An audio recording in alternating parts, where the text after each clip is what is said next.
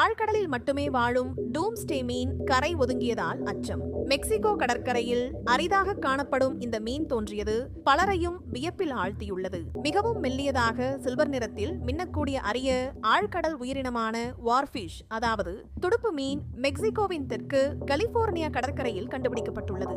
இந்த மீன்கள் ஆழ்கடலில் இருந்து மேற்பரப்புக்கு வருவதே மிக மிக அரிதானது.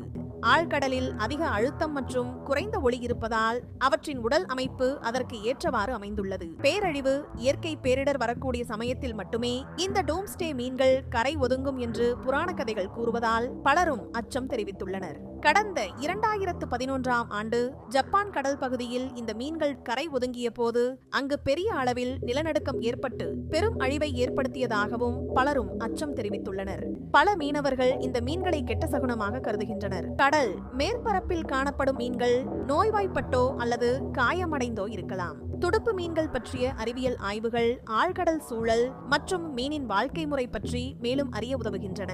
பருவநிலை மாற்றம் காரணமாக கால சூழல் மாறிவரும் நிலையில் ஏதேனும் பெரிய அளவில் இயற்கை பேரிடர் ஏற்பட வாய்ப்பு இருக்குமோ என்ற அச்சத்தில் நெட்டிசன்கள் பலரும் பதிவிட்டு வருகிறார்கள். அதே வேளையில் சிலர் இதனை மறுத்தும் பதிவிட்டுள்ளனர்.